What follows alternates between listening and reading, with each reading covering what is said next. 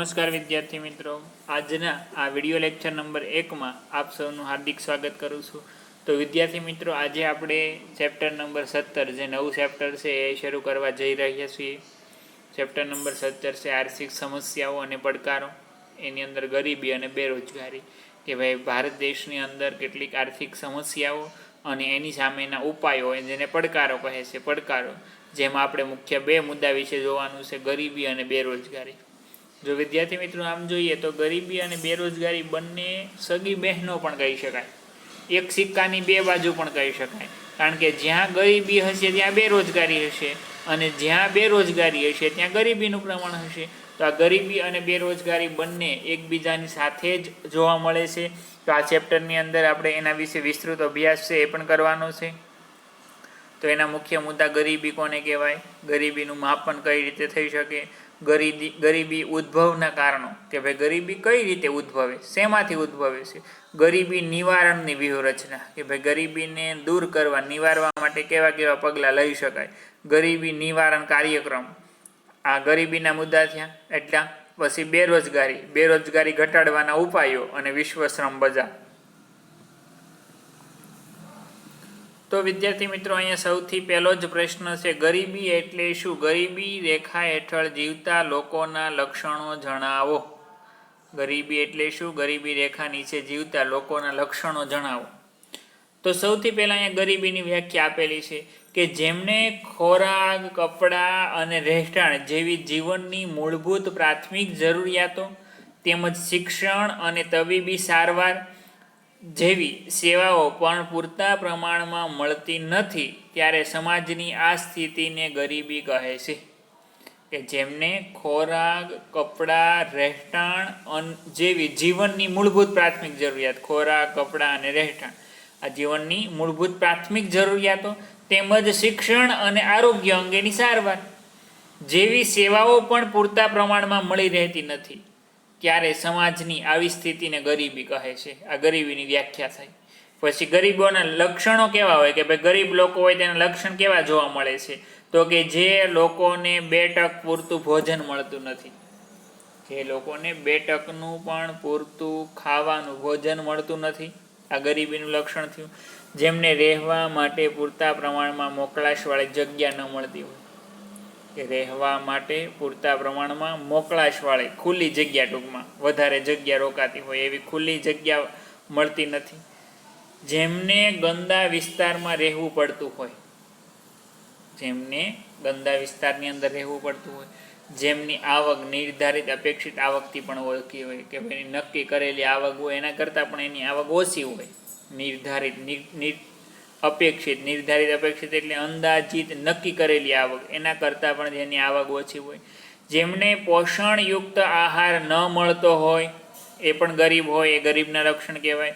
જેઓ શારીરિક રીતે અશક્ત હોય, કારણ કે એને પૂરતું ખાવા પીવાનું પૂરતા પ્રમાણમાં અને સારું મળતું નથી, એટલા માટે જોઈએ તો એના શારીરિક રીતે અશક્ત, જે નબળા દુબળા જેને આપણે કહીએ છીએ, જેમનું આયુષ્ય રાષ્ટ્રીય સરેરાશ આયુષ્ય દરથી ઓછું હોય છે, કે જેનું આયુષ્ય છે એ પણ દેશનો જે આ રાષ્ટ્રીય સરેરાશ દર છે એ રાષ્ટ્રીય સરેરાશ દરથી આયુષ્ય છે એ પણ ઓછું હોય। ઓછું હોવાના કારણો કે એક તો એને પૂરતું પૌષ્ટિક આહાર નથી મળતો, આરોગ્યની સુવિધા યોગ્ય પૂરતા પ્રમાણમાં મળતી નથી, એના કારણે જેઓ નિરક્ષર હોય, જેઓ નિરક્ષર એટલે અભણ હોય, જેઓ સતત અનેક નાના મોટા રોગથી પીડાતા હોય, જે મોટાભાગે ગરીબો આપણે જોઈએ ને તો અભણ હોય। પહેલાં તો દાખલા તરીકે ગરીબ લોકો છે એના ઘરે સંતાન હોય 5-7 વર્ષનો થાય, જ્યારે ભણવાની ઉંમર થાય ત્યારથી એને કામે લગાડી દેવામાં આવે। એ લોકો એવું માને કે ઘર પરિવારમાં જે કાંઈ થોડું ઘણું કમાય અને લાવે,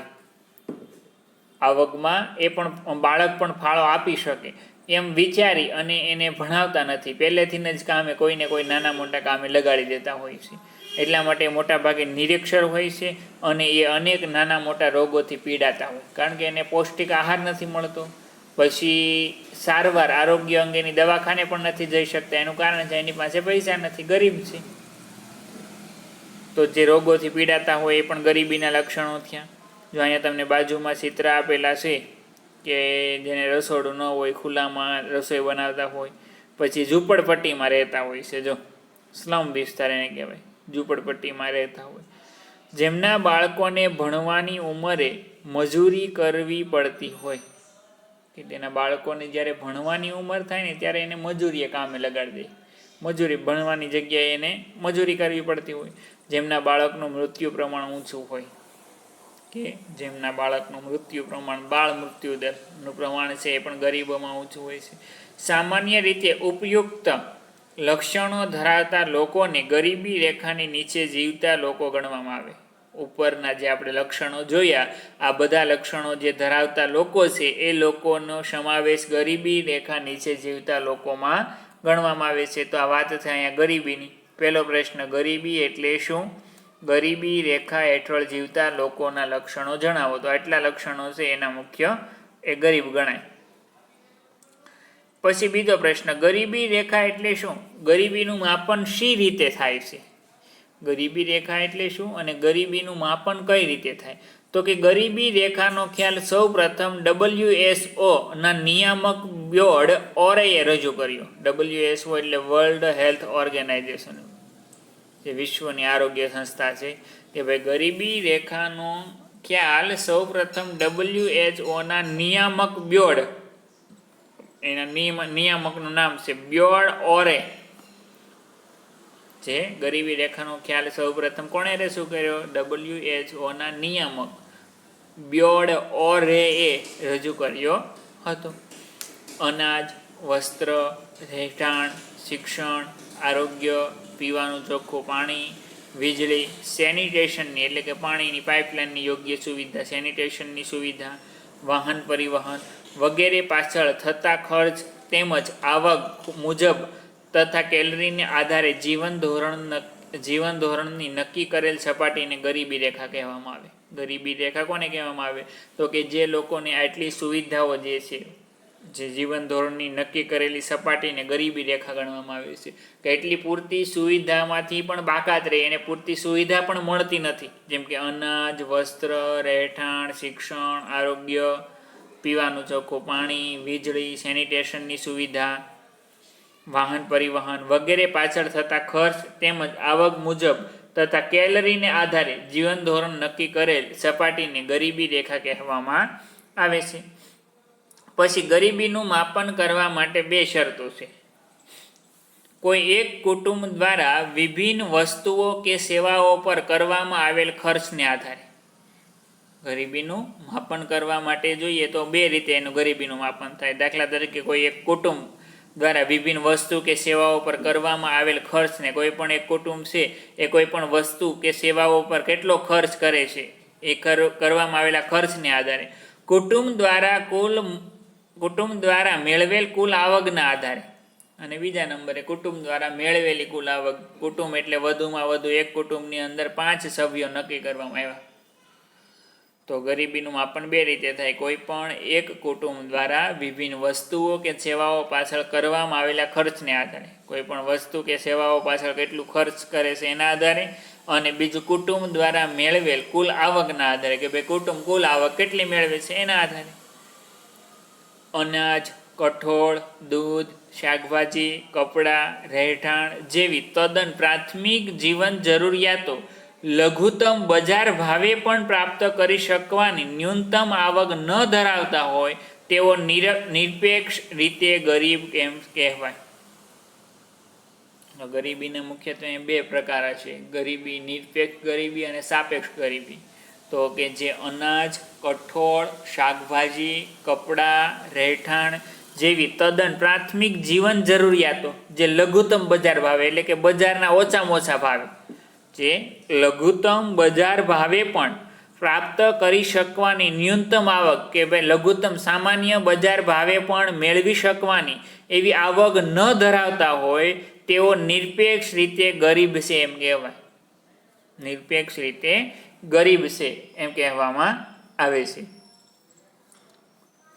આર્થિક સમસ્યાઓ અને પડકારો એમાં જોઈએ તો બીજું એનો વ્યાખ્યા છે, ઊંચી આવકવાળા જૂથની નીચી આવકવાળા જૂથની સાથે સરખામણી કરતાં નીચી આવકવાળા જૂથની આવક ઓછી હોવાથી તેઓ સાપેક્ષ રીતે ગરીબ કહેવાય. સાપેક્ષ સરખામણી અહીંયા, કે ઊંચી આવકવાળા જૂથની નીચી આવકવાળા જૂથની સાથે સરખામણી કરતા કે ઊંચી આવક જે ધરાવે છે અને જે નીચી આવક ધરાવે છે આ બંને જૂથોની સરખામણી કરતા જે નીચી આવકવાળા જૂથની આવક જોઈએ તો ઓછી હોવાથી તેઓ સાપેક્ષ રીતે ગરીબ કહેવાય. તો અહીં ગરીબીના મુખ્યત્વે બે પ્રકાર છે. નિરપેક્ષ ગરીબી, જો અહીંયા આગળ આપણે જોઈ ગયા કે જેઓને પૂરતું બજાર ભાવે પણ વસ્તુ બજાર ભાવે પણ પ્રાપ્ત કરી શકવાની ન્યૂનતમ સામાન્ય આવક પણ ન ધરાવતા હોય તો તેને નિરપેક્ષ ગરીબી કહેવાય.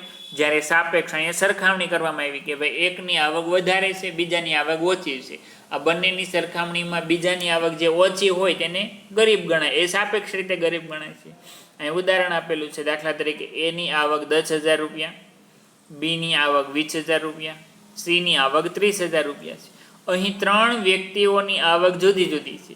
બી વ્યક્તિની તુલનાએ એ વ્યક્તિની આવક ઓછી હોવાથી એ ને બીની તુલના સરખામણી કરીએ તો એ વ્યક્તિની આવક ઓછી હોવાથી એ વ્યક્તિ સાપેક્ષ રીતે ગરીબ કહેવાય કે ભાઈ એ અને બીની સરખામણી થાય તો બીની આવક 20,000 છે ને એની આવક 10,000 જ છે.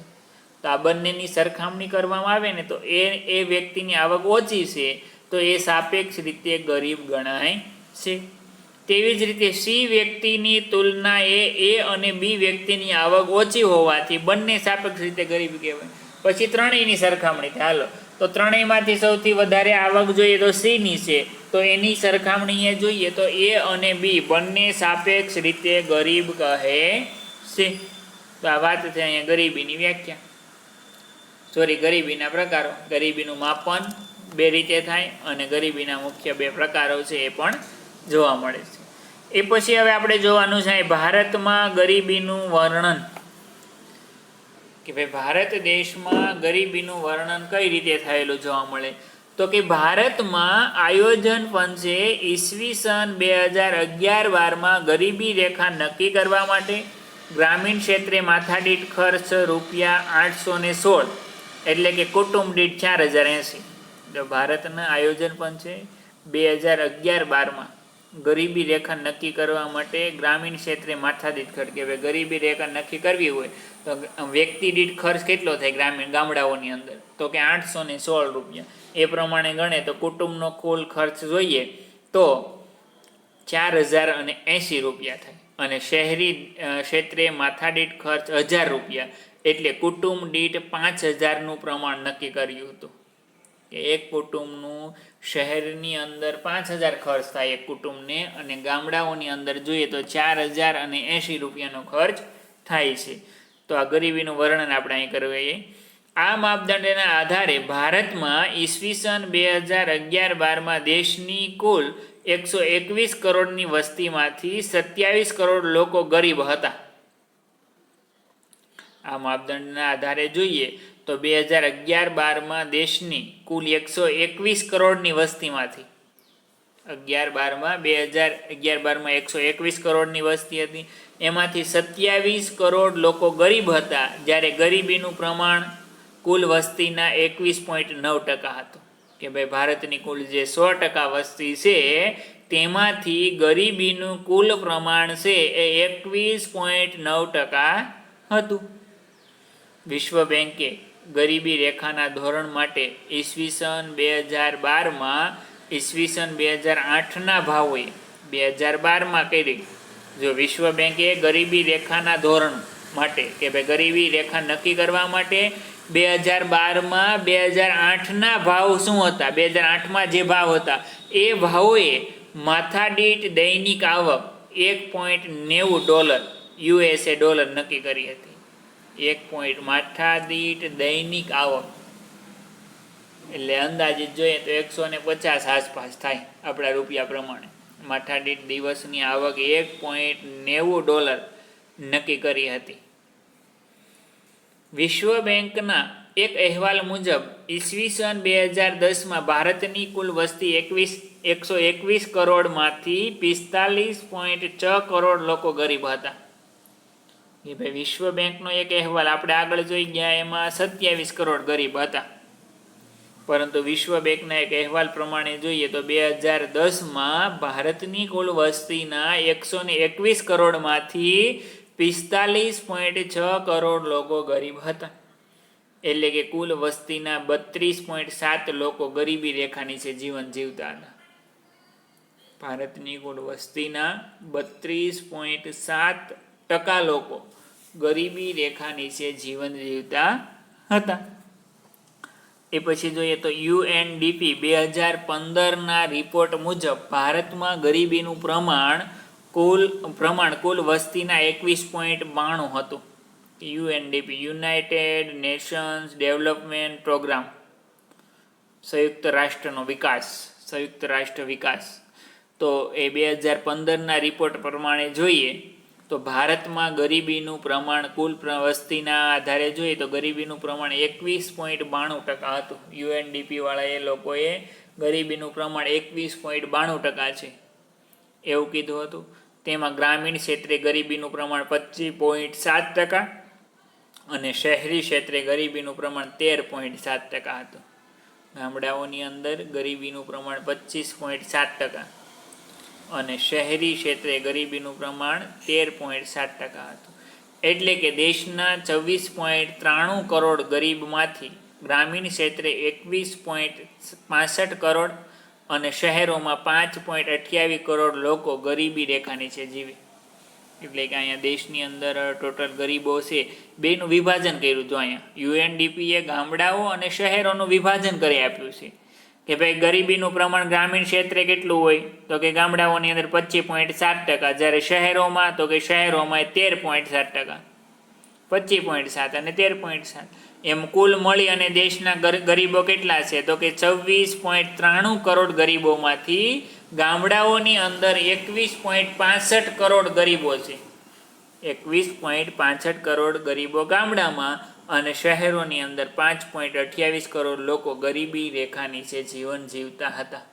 શહેરોની અંદર મોટાભાગે રોજગારી મળી રહે છે અને ગામડામાં નથી મળતી. એના કારણે ગરીબીની સંખ્યા ગામડાઓમાં વધારે જોવા મળે છે. ભારતમાં ગરીબીના પ્રમાણમાં આંતરરાજ્ય અનામત પર્વતે છે. ભારતમાં ગરીબીના પ્રમાણમાં જોઈએ તો આંતરરાજ્ય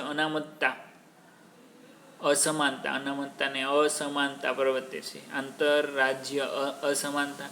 ભારતમાં ગરીબાઈનું સૌથી ઊંચું પ્રમાણ છત્તીસગઢ છે. કે ભાઈ ભારતના એવું કહેવા માંગે છે કે ભાઈ ભારતના બધા રાજ્યોની અંદર ગરીબીનું પ્રમાણ છે એ અલગ અલગ જોવા મળે છે. જેમ કે ગરીબાઈનું સૌથી ઊંચું પ્રમાણ હોય ને તો એ છત્તીસગઢમાં સૌથી વધારે ગરીબીનું પ્રમાણ છે. 36.93% લોકો સૌથી વધારે ગરીબ છે. અને સૌથી નીચું પ્રમાણ હોય તો એ ગોવા રાજ્યમાં 5.9% છે. છત્તીસગઢમાં સૌથી વધારે અને ગોવામાં સૌથી ઓછું જોવા મળ્યું હતું. ભારતમાં છત્તીસગઢ, અસમ, ઉત્તર પ્રદેશ, મણિપુર, બિહાર, અરુણાચલ પ્રદેશ, ઝારખંડ, ઓડિશા વગેરે રાજ્યોમાં ગરીબીનું પ્રમાણ સરેરાશ 30%થી વધારે છે. બધા જ રાજ્યોમાં ગરીબીનું સરેરાશ પ્રમાણ જોઈએ તો 30% કરતાં પણ વધારે છે. ગુજરાતમાં ગરીબીનું પ્રમાણ 16.63% છે. યાદ રાખવાનું દરેક વિદ્યાર્થીને કે ભારતમાં ગરીબીનું પ્રમાણ કેટલું છે. સૌથી પહેલાં તો કે યુએનડીપીના અહેવાલ પ્રમાણે 21.92% ભારતમાં. પછી ગુજરાતની અંદર 16.63% ગરીબીનું પ્રમાણ. પછી સૌથી ઊંચું ગરીબીનું પ્રમાણ કયા રાજ્યમાં? છત્તીસગઢમાં. કેટલું? 36.93%, એટલે 37% થયું.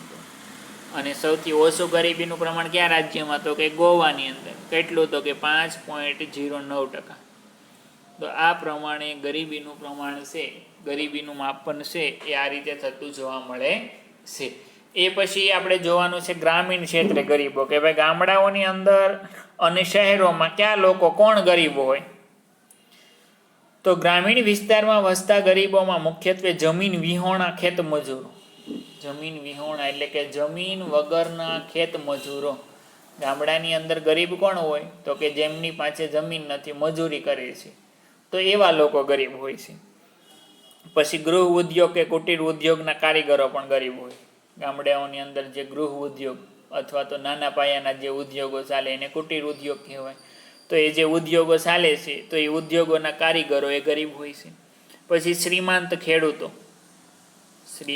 ખેડૂતો એટલે કે જે ખેડૂતો જોઈએ ને તો ઇજારાશાહી જેને આપણે કહીએ કે બીજાની ખેતર ભાડે રાખી અને ખેતી કરે છે, ફાર્મે રાખી અને ખેતી કરે છે. એવા શ્રીમંત ખેડૂતો, ભિખારીઓ, વેઠિયા મજૂરો. વેઠિયા મજૂરો કોને કહેવાય? તો કે જે કામ કરે પરંતુ કામ કરવા ખાતર. દાખલા તરીકે એક વખત કોઈ કે એને મજૂરી કરવા માટે બોલાવ્યા પરંતુ એનું કામ ખરાબ હોય, યોગ્ય સારું કામ કરતા ન હોય, કામ કરે પણ કામ કરવા ખાતર વેઠ ઉતારે, તો આવા લોકો પણ ગરીબ હોય છે, વેઠિયા મજૂરો. પછી જંગલ કે પહાડી વિસ્તારમાં રહેતા લોકો, જે લોકો જંગલ કે પહાડી વિસ્તારમાં રહે છે એ લોકો પણ ગરીબ. પછી જનજાતિઓ, અનુસૂચિત જનજાતિ એટલે આદિવાસીઓ થઈ. અનુસૂચિત જાતિ અને જનજાતિ બે આવે, જે હરિજન વર્ગ અને આદિવાસીઓ એ પણ ગરીબમાં જ આવશે. અને કામ સલાવ કારીગરો વગેરેનો સમાવેશ થાય. આ બધા ગ્રામીણ ગરીબો થયા. ગામડાઓની અંદર ગરીબોનું પ્રમાણ છે એ પણ જોવા મળે છે. પછી શહેરી ગરીબો, કે ભાઈ શહેરોની અંદર ગરીબ લોકો કોણ હોય છે? તો કે શહેરી વિસ્તારમાં વસતા ગરીબોમાં મુખ્યત્વે કામ ચલાવ મજૂર. કામ ચલાવ કે અમુક સમય માટે જેને મજૂરી મળે, કોઈક બોલાવે ત્યારે જવાનું, એ પ્રકારની મજૂરી એ કામ ચલાવ મજૂરી થઈ. તો એ બેરોજગાર ગણાય અથવા તો ગરીબ ગણાય.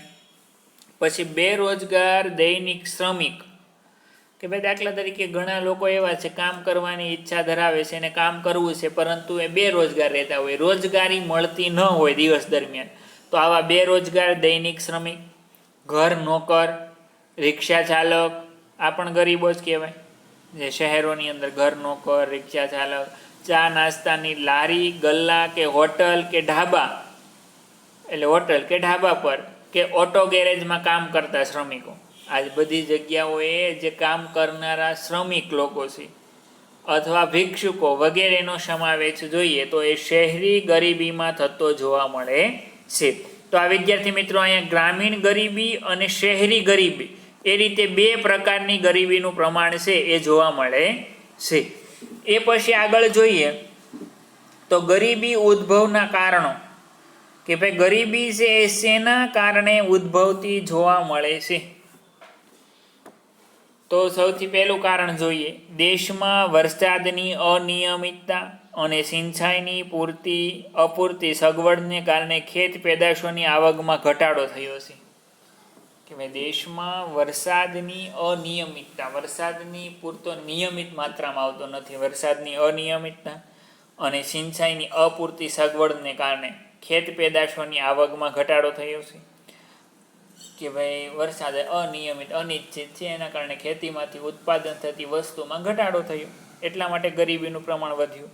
ગ્રામીણ ક્ષેત્રે ચોમાસાની ઋતુ સિવાયના સમયમાં વૈકલ્પિક રોજગારીની તકનો અભાવ, કે ભાઈ ગામડાઓમાં એવું જોવા મળે છે કે માત્ર ચોમાસામાં જ રોજગારી મળે. ખેડૂતો રોજગારી બીજા લોકોને આપે ક્યારે? ચોમાસામાં જ. બાકીના સમયમાં એને બેરોજગાર રહેવું પડે, રોજગારની તકોનો અભાવ જોવા મળે છે. ગામડાના લોકોમાં કૃષિ સિવાયના બીજા વ્યવસાયો માટે જરૂરી શિક્ષણ, જ્ઞાન, તાલીમ કે કુશળતાનો અભાવ. ગામડાના લોકોમાં જોઈએ તો કૃષિ સિવાયના બીજા વ્યવસાય માટે, હવે ખેતી સિવાયના બીજા કોઈ પણ વ્યવસાય કે મજૂરી માટે શિક્ષણ, જ્ઞાન, તાલીમ કે કુશળતાનો અભાવ છે એ જોવા મળે છે. આવડત, કુશળતા એટલે આવડત થશે, આવડતનો અભાવ. જ્ઞાતિ પ્રથા, પરંપરાગત રૂઢિઓ અને રિવાજો પાછળ ગજા ઉપરાંતના ખર્ચા કરવાથી લોકો દેવાદાર બને છે. જ્ઞાતિ પ્રથા, કે ભાઈ જ્ઞાતિના અમુક રીત રિવાજો હોય છે. જ્ઞાતિ પ્રથા, પરંપરાગત રૂઢિઓ અને રિવાજો, પહેલેથી ચાલ્યા આવતા જે રિવાજો અને રૂઢિઓ છે એની પાછળ ગજા ઉપરાંત, ગજા બાર એટલો ખર્ચો, એટલે ગજા ઉપરાંતનો ખર્ચો એટલે કે એની તેવડ છે એની કરતાં વધારે ખર્ચો. દાખલા તરીકે એની વાર્ષિક આવક ₹1,00,000 હોય અને એને ₹2,00,000 ખર્ચ કરવો પડે. એના રીત રિવાજ, દાખલા તરીકે લગ્ન પ્રસંગ છે, કોઈનું મૃત્યુ છે તો એમાં એટલા માણસોને, એના જ્ઞાતિના માણસોને જમાડવાના, એટલું વસ્તુ કરવાની, તો એ જ્ઞાતિ પ્રથા થઈ. તો આવો ખર્ચો કરવાથી લોકો દેવાદાર બને છે. આમ બિન ઉત્પાદનકીય ખર્ચ કરવાથી વ્યક્તિ ગરીબ જ રહે છે. બિન ઉત્પાદનકીય ખર્ચ કહેવાય, આ પ્રકારનો ખર્ચ કરવાથી વ્યક્તિ છે એ ગરીબ જ રહે છે. દેશમાં નિરક્ષરતાનું પ્રમાણ વધારે હોવાથી વ્યક્તિ શોષણ અને અન્યાયનો ભોગ બને છે. દેશમાં નિરક્ષરતા, અભણ જે ભણેલા ન હોય એને નિરક્ષર કહેવાય કે ભાઈ નિરક્ષરતાનું પ્રમાણ વધારે હોવાથી વ્યક્તિ શોષણ અને અન્યાયનો ભોગ બને છે. સરકારી યોજનાઓની માહિતીના અભાવે ગરીબોને મળતા લાભ તે મેળવી શકતો નથી. સરકારી યોજનાની માહિતીનો અભાવ કે ભાઈ સરકારી યોજનાઓ તો ગરીબો માટેની ઘણી બધી છે, પરંતુ કેટલાક ગરીબો છેવાડાના વિસ્તારમાં ઝૂંપડપટ્ટીમાં રહે છે, એને આ યોજનાઓ વિશેની પૂરતી માહિતી જ હોતી નથી. માહિતીના અભાવને કારણે પણ જોઈએ તો એને લાભ મેળવી શકતા નથી. આર્થિક નીતિના ઘડતરમાં સમાજના છેવાડાના માનવીની જરૂરિયાત અને તેના હિતોની ઉપેક્ષા થવી. આર્થિક નીતિના ઘડતરમાં કે ભાઈ આર્થિક નીતિઓના ઘડતરમાં તેમજ સમાજમાં જે છેવાડાના માનવી, સમાજમાં જે ગામડાઓની અંદર જે હાવ ગામના છેવાડે રહે છે, તો એ સમાજના છેવાડાના માનવી એની જરૂરિયાત અને માહિતીની ઉપેક્ષા થવી. એની જરૂરિયાત અને માહિતીની ઉપેક્ષા પૂરતી કરવામાં આવતી નથી, એના કારણે પણ એ ગરીબ રહે છે. રોકડિયા પાકોને પ્રોત્સાહન મળવાથી ખોરાકી પાકોનું ઉત્પાદન ઘટ્યું છે. આજે આપણે જોઈએ તો રોકડિયા પાકને મહત્વ મળ્યું, જેમ કે કપાસ, સિંગ, કપાસ, મગફળી, શેરડી, ચણા, આ રોકડિયા પાકો એને વધારે પ્રોત્સાહન મળ્યું. એના કારણે જોઈએ તો ખોરાકી પાકોનું ઉત્પાદન ઘટ્યું. પરિણામે અનાજ અને કઠોળના ભાવ વધ્યા, કારણ કે ઉત્પાદન ઘટ્યું એટલે ભાવ વધવાના જ છે. ભાવ વધારો અને મોંઘવારીને કારણે વ્યક્તિને 2% પૂરતું ભોજન નથી મળતું.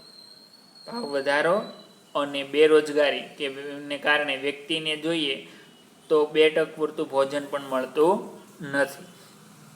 આર્થિક સુધારાને લીધે ગ્રામીણ અર્થવ્યવસ્થા પર વિપરીત અસર થઈ. આર્થિક સુધારાને કારણે જોઈએ તો ગ્રામીણ અર્થવ્યવસ્થા ઉપર, ગામડાની અર્થવ્યવસ્થા પર અસર થતી જોવા મળી. જેમ કે કુટીર અને લઘુ ઉદ્યોગો બંધ થયા. જે નાના પાયાના ઉદ્યોગો હતા એ બંધ પડી ગયા છે. રોજીરોટી ન મળવાથી લોકો શહેરો તરફ વળ્યા કે ભાઈ રોજીરોટી ન મળી, એના કારણે જોઈએ તો લોકો શહેર તરફ આકર્ષાયા. આ ઉપરાંત ખેતીની આવકમાં ઘટાડો થવાથી ગામડામાં મજૂરી કામ ઓછું થયું. રોજીરોટી ન મળવાથી લોકો શહેર તરફ સ્થળાંતર કરવા લાગ્યા. શહેરોમાં જવાનું કારણ એ છે કે ગામડામાં પૂરતી પ્રમાણમાં મજૂરી નથી મળતી, આવક નથી, એટલા માટે લોકો ગામડાઓની અંદરથી મજૂરી કામ ઓછું થઈ ગયું અને શહેરો તરફ આગળ વધ્યા છે. પોષણક્ષમ આહારના અભાવે ગરીબો નાના મોટા રોગોના ભોગ બને છે. પરિણામે તેમની સારવારનો ખર્ચ વધે છે, જ્યારે તે આવકમાં વધારો થતો નથી અને ગરીબીની આર્થિક સ્થિતિ સુધરતી નથી. કે ભાઈ અનેક ગરીબો જોઈએ તો નાના મોટા અનેક રોગથી પીડાતા હોય છે અને એના કારણે એને સારવારનો ખર્ચ વધી જતો હોય છે. આવકમાં વધારો થતો નથી અને ગરીબીની આર્થિક સ્થિતિ છે એ પણ સુધરતી નથી. ટેકનોલોજીના ફેરફાર થતાં ગામડાના પરંપરાગત વ્યવસાયો, કુટીર ઉદ્યોગ અને ગ્રામ ઉદ્યોગ પડી ભાંગ્યા છે. તેથી બેકારીમાં વધારો થયો કે ભાઈ ટેકનોલોજીમાં ફેરફાર થઈ એના કારણે જે કુટીર ઉદ્યોગ હતા, લઘુ ઉદ્યોગ હતા એ પડી ભાંગ્યા છે. નાના પાયાના ઉદ્યોગો પડી ભાંગ્યા, તેથી બેકારીમાં પણ વધારો થયો છે. દેશમાં વસ્તી વધારાનો દર વધ્યો, વસ્તીનું પ્રમાણ વધ્યું જ્યારે મૃત્યુ દર ઘટ્યો. વસ્તી વધારાનો દર છે એ વધ્યો જ્યારે મૃત્યુ દર ઘટ્યો. લોકોના સરેરાશ આયુષ્યમાં વધારો થયો, લોકોના સરેરાશ આયુષ્યમાં પણ વધારો થયો. પરિણામે સમાજમાં શ્રમની માંગ કરતા કામ કરનાર વર્ગનો વધારો થયો, જેથી બેકારી વધી. પરિણામે સમાજમાં શ્રમની માંગ કરતા કામ કરનાર વર્ગનો વધારો થયો, જેથી બેકારી વધી. જીવન જરૂરિયાતની વસ્તુઓની માંગ સામે પુરવઠો ઘટતા ભાવો વધ્યા. કે ભાઈ જીવન જરૂરિયાત વસ્તુઓની માંગ સામે પુરવઠો, પુરવઠો એટલે જથ્થો, કે ભાઈ આપણી માંગ છે એની કરતાં વેપારીઓ પાસે જથ્થો ઓછો છે, જથ્થો ઘટ્યો, એના કારણે પણ ભાવ વધ્યા. આમ લોકોની ખરીદ શક્તિ ઘટી, પરિણામે જીવન ધોરણ નીચું ગયું અંતે ગરીબીનું પ્રમાણ વધ્યું. કે લોકોની જીવન ધોરણ નીચું ગયું, ખરીદ શક્તિ ઘટી અને અંતે ગરીબીનું પ્રમાણ છે એ પણ વધતું જતું જોવા મળે છે. તો વિદ્યાર્થી મિત્રો, આ અભ્યાસ આપણે જે અહીંયા કર્યો તે ગરીબી ઉદ્ભવના કારણો તો મુખ્યત્વે અહીંયા આપણે 4 પ્રશ્નનો અભ્યાસ કર્યો. તો દરેક વિદ્યાર્થી મિત્રને જણાવવાનું કે હોમવર્કમાં આ 4 પ્રશ્નોના જવાબ વિશે લખવાના છે. હોમવર્કમાં આ 4 પ્રશ્નોના જવાબ પૂરેપૂરા વ્યવસ્થિત લખી અને દરેક વિદ્યાર્થીએ પાકા પણ કરવાના છે.